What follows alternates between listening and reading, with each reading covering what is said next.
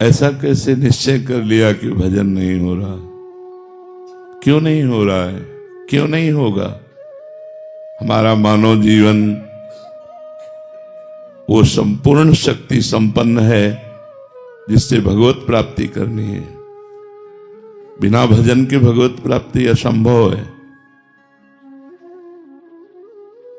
भजन हमारा जीवन। आज हम सुबह साधकों से यही कह रहे थे, लोग जीते कैसे हैं बिना भजन के? विषय सेवन, विषय चिंतन, प्रपंच चिंतन, ये सब बन सकता है, भजन नहीं बन सकता। कैसी बात करते हो? प्रयासरत क्यों नहीं हो? इतना क्यों इंद्रिय और मन को प्रोत्साहन दे दिया विषयों के लिए कि वो भजन के लिए ना बोल दिया कि भजन ना बने तो भगवत प्राप्ति कर? किस उद्देश्य का पालन करने के लिए मानव जीवन प्राप्त किए? क्या उद्देश्य है? क्या रुपया, समाज प्रियता, मान प्रतिष्ठा, ये सब यहीं धरी रह जाएगी। इंद्रियों का दुलार, मन का दुलार, ये नरक की प्राप्ति कराएगा। हम भगवान के निज अंश हैं। हम भगवान के भक्तों के संग से अपने मन को जबरदस्ती बलात् भजन में लगाएंगे। हम अविनाशी भगवान के अंश हैं, हम क्या नहीं कर सकते? ये कैसे कह दिया कि हम भजन नहीं कर सकते? नहीं, बिल्कुल गलत। निरुत्साहित होकर ऐसे वचन ना बोलने चाहिए और ना ऐसे वचनों को सुनना चाहिए। भजन नहीं कर सकते और सब कर सकते हैं। हमारी वाणी है, बोल सकते हैं, तो राम क्यों नहीं बोले? राधा क्यों ना बोले? कृष्ण क्यों ना बोले? मृदु क्यों ना बोले? हितकर क्यों ना बोले? हाथ है तो हम परोपकार क्यों ना करें? पैर है तो हम प्रदक्षिणा क्यों ना करें? हृदय है तो हम भगवान को समर्पित क्यों ना करें? अन्य साधन सब शून्य है। भगवान का नाम जप ही अंक है। जैसे अंक रखने से शून्य 10 गुना महत्व रखता है, अंक हटा देने पर शून्य का कोई महत्व नहीं। ऐसे ही भगवत चिंतन शून्य, हर सत्क्रिया यहां से ब्रह्मलोक तक ले जाएगी, लेकिन ब्रह्मलोक भी नाशवान है। आ ब्रह्म स्तंभ पर्यंतम सर्वम मायामयम जगत सत्यम सत्यम पुनः सत्यम हरे नामयु केवलम। हमें ऐसा नहीं बोलना। आप चूंकि भजन कर रहे हैं, समाज के लिए प्रश्न है, लेकिन बिल्कुल हम इस बात को सुनना नहीं चाहेंगे कि हमसे भजन नहीं होता। भजन होता सिद्धों से है। साधक को जबरदस्ती भजन करना पड़ता है। हम अभ्यास योग युक्तेन चेतसा नान्यगामिना। हम ऐसा अभ्यास इस जन्म में करेंगे, हमारा चित्त भगवान को छोड़कर और कोई चिंतन ही न करे। अभ्यास के द्वारा सब कुछ किया जा सकता है। हम निराश, हताश, उदास ऐसे व्यक्ति नहीं, ऐसे व्यक्तित्व नहीं होना चाहिए। किसी भी स्थिति में, किसी भी कार्य प्रणाली में, किसी भी क्षेत्र में निराशा हमारे अंदर नहीं होनी चाहिए। हमारे अंदर उत्साह होना चाहिए। हम रौंद के फेंक देंगे हर बाधाओं को।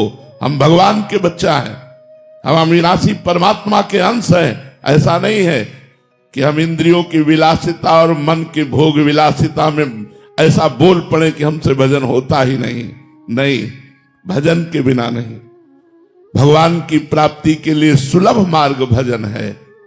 भगवान का जितना चिंतन किया जाएगा उतना ही हम माया से हटकर भगवान के समीप होते जाएंगे।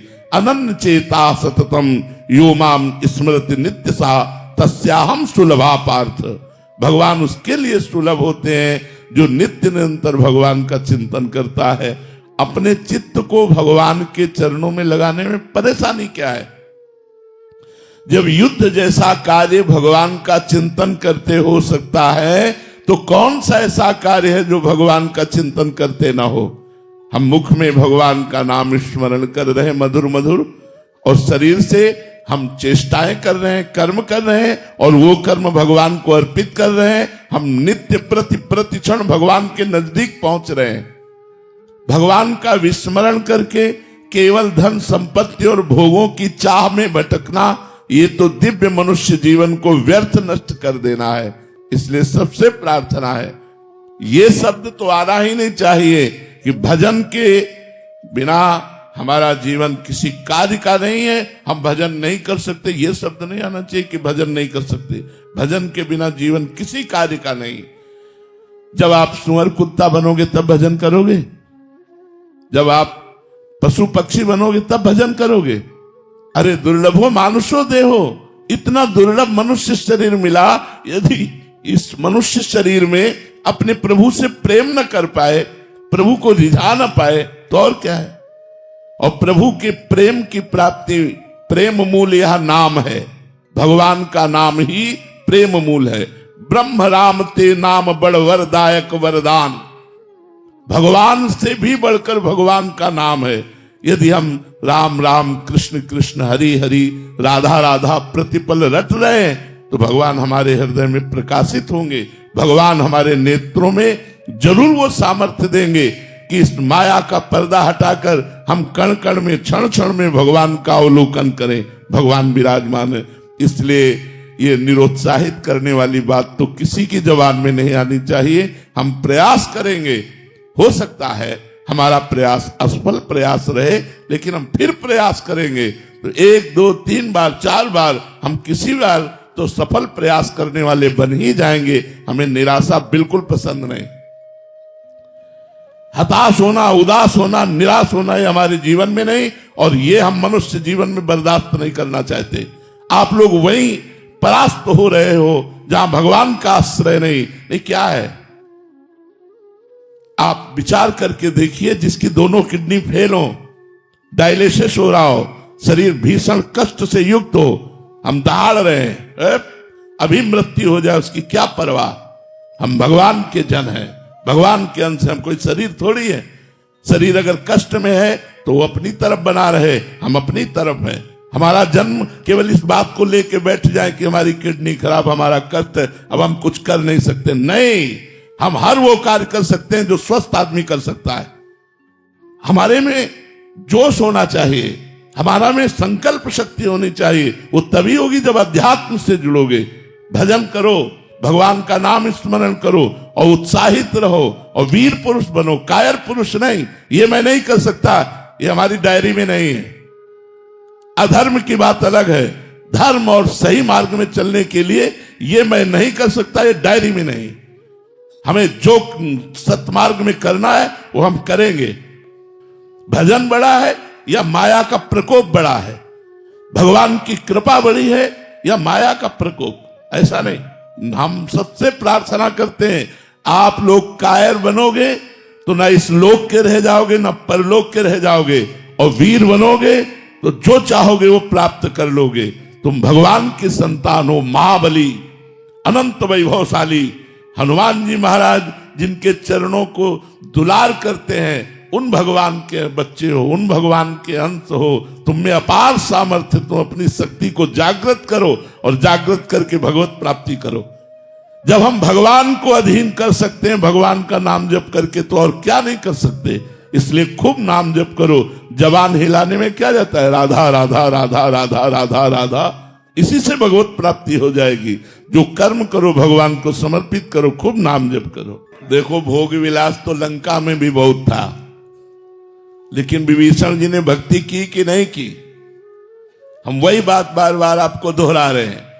हमारा जिद्दी स्वभाव होना चाहिए।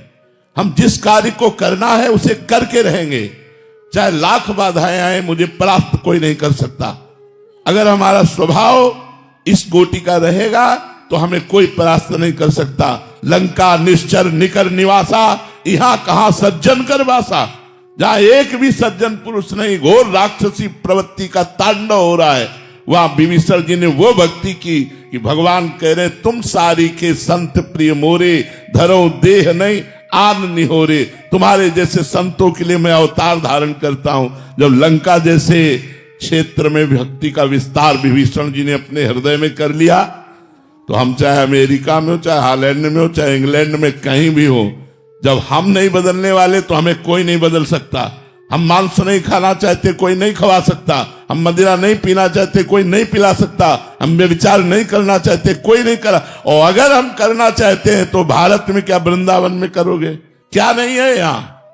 अगर भगवान है तो सब कुछ है। यहां भगवान भी है तो सब कुछ है। अगर हम भजन ना करना चाहें तो वृंदावन में भी भजन नहीं होगा, और भजन करना चाहे तो अमेरिका में, इंग्लैंड में, हॉलैंड में, जहां भी हो तुम सब जगह भजन कर सकते हो, क्योंकि आपको भजन करना है। हम एक ही मेज में बैठे हैं, दूसरा कुछ खा रहा है, हमें जो पसंद है वो हम पा रहे हैं, राधा राधा राधा, उसका प्रभाव हमारे ऊपर थोड़ी पड़ जाएगा। एक ही ऑफिस में काम कर रहे हैं, दूसरा अपनी चाल चल रहा है, हम अपनी चाल चल रहे हैं, क्या फर्क पड़ता है। इसलिए ये बात रख कर कि हम विदेश में विषय बाहुल्यता होने के कारण भजन में हम गति नहीं कर पा रहे, ऐसी बात गलत है। बहुत से ऐसे भक्त हैं जो हम आपको बता सकते हैं, हमारे ही परिचय के हैं। एक तो ऐसे गृहस्थ हैं जो 30-35 वर्ष की अवस्था है, रुपया पैसा सब वैभव, और उन्होंने वृंदावन में संकल्प किया आजीवन ब्रह्मचर्य से रहूंगा, कभी कोई व्यसन नहीं करूंगा, कभी कोई गंदा भोजन नहीं करूंगा, और नियमित अष्टयाम सेवा अमेरिका में रह के कर रहे हैं। वो हर हफ्ते 10 दिन में भेजते रहते हैं इन लोगों के पास कि हमारे ये दिनचर्या चल रही, कोई त्रुटि तो नहीं हो रही, रंग बिहारी उनके पास भेजते रहते। तो हम ये देख रहे हैं कि जैसी वृंदावन में भावनात्मक सेवा, ऐसी वो अमेरिका में कर रहे हैं। और अब जब आते हैं बड़े दैन्यता से रहते हैं, यहाँ साधारण अचला लगाया, साधारण कपड़ा पहनते हैं। तो हम अपनी रहनी से रहे। अगर हम अपनी रहनी से न रहे तो भारत में कम विचार हो रहा है क्या, कम व्यसन हो रहा है क्या, कम गंदगी है क्या? आप देख लो ना, नए नए बच्चों की आदतों को देखो कहां बढ़ती हुई चली जा रही है। तो हमें चाहिए कि किसी भी देश या किसी स्थान प्रधानता से हमारी भक्ति नहीं, हमारे उद्देश्य से हमारी भक्ति बढ़े। हम जहां भी हों अपनी भक्ति को अपने हृदय में बसाएं। हम वहां के व्यवहार को, वहां के आचरणों को अपने हृदय में ना आने दें, तो हम कहीं भी रहें, हम भगवान के बनकर के खूब अच्छी तरह भगवान की भक्ति कर सकते हैं। और अगर हम भक्ति ना करें तो वृंदावन में रहकर भी भक्ति नहीं कर सकते। हमें आपसे कह रहा हूं, वृंदावन भगवान का धाम है, यहां भी रह करके वो सब कुछ हो सकता है जो बाहर हो रहा है।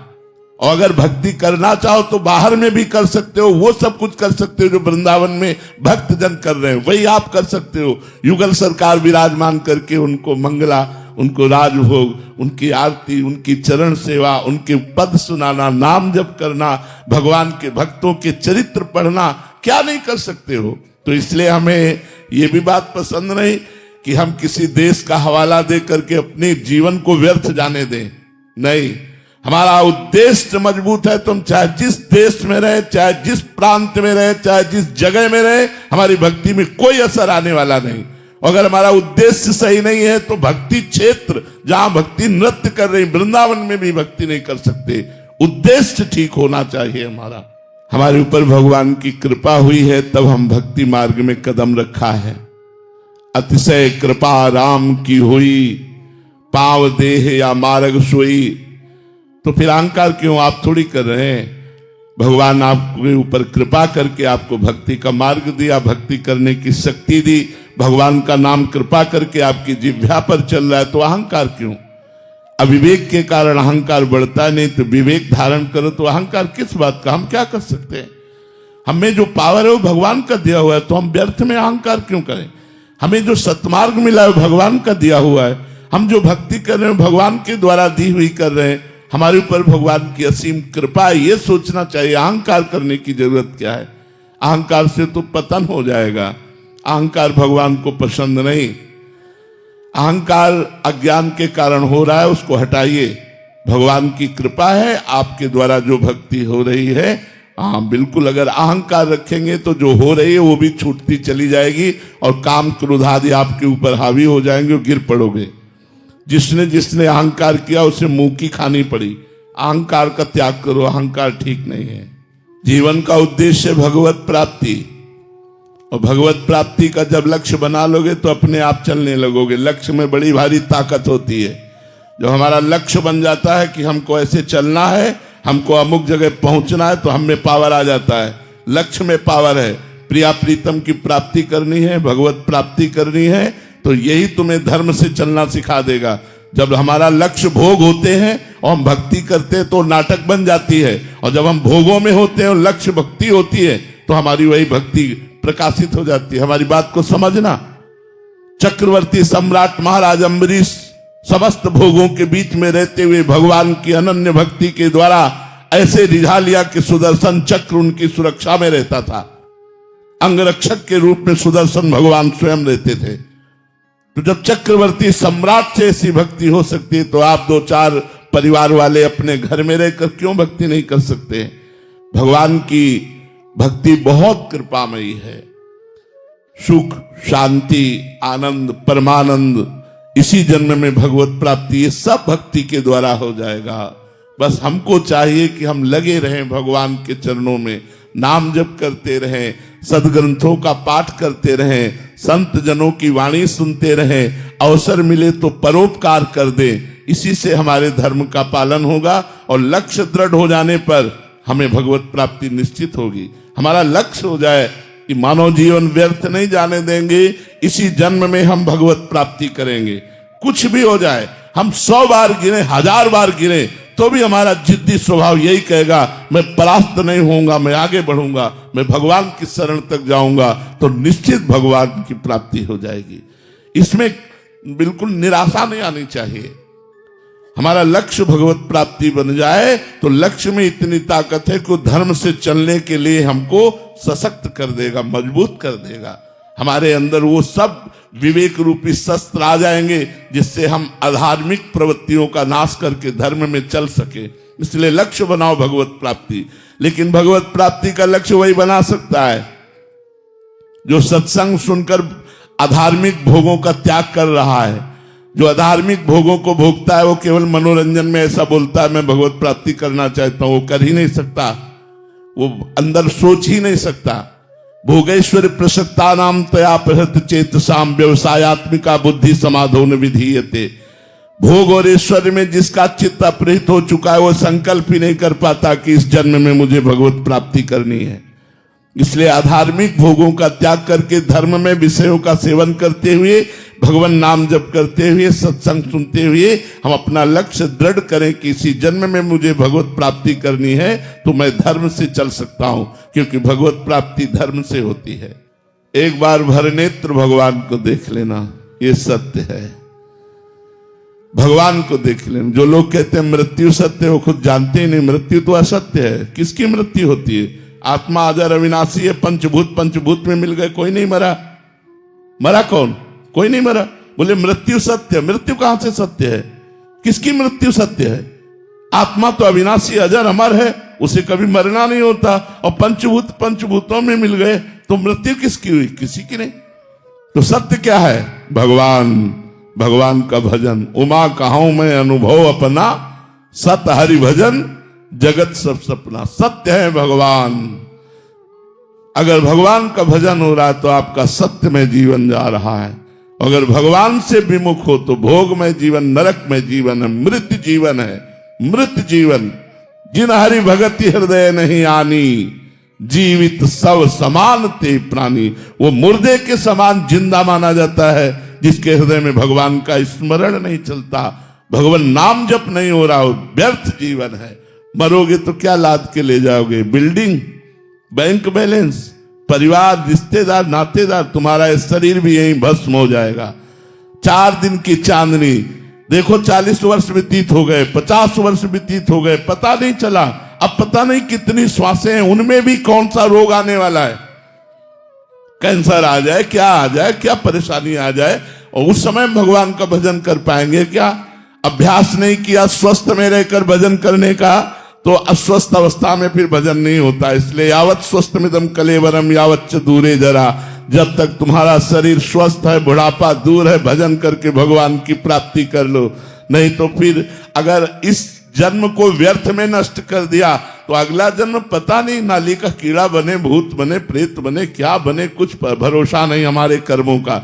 जब इतना बड़ा महात्मा एक हिरन के चिंतन में अगला जन्म हिरन का पा सकता है तो हम लोग सुअर कुत्ता बन जाए तो कौन सी बड़ी बात है। इसलिए होश में निरंतर भगवान का स्मरण करते हुए ये बात समझ लो कि हर श्वास, हर मिनट, हर घंटा, हर प्रहर, हर दिन, हर मास, हर वर्ष वही सत्य है जिसमें भजन किया गया, भगवान से चित्त को जोड़ा गया। और अगर भजन नहीं किया गया तो हर श्वास व्यर्थ जा रही है, हमारा समय व्यर्थ जा रहा है। इसलिए सत्य है भगवान और भगवान का भजन।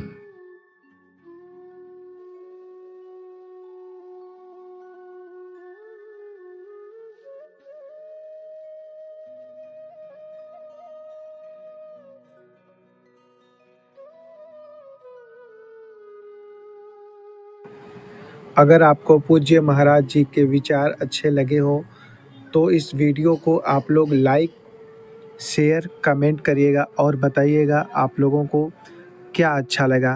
ओके। और अगर आप लोग अपने जीवन में बदलाव कर रहे हैं, नाम जाप कर रहे हैं, तो इससे अगर आप लोगों को कुछ भी परिवर्तन हुआ हो तो अपना ये अनुभव हमारे साथ आप लोग शेयर करिएगा। कमेंट बॉक्स में आप लोग ज़रूर बताइएगा कि कैसा लगता है आप लोगों को। और ज़्यादा से ज़्यादा नाम जाप करते रहिए। कहते हैं कि कलयुग केवल नाम आधारा, सुमिर सुमिर नर उतर ही पारा। ओके। तो आप लोग इस कलयुग में नाम जाप करते रहें।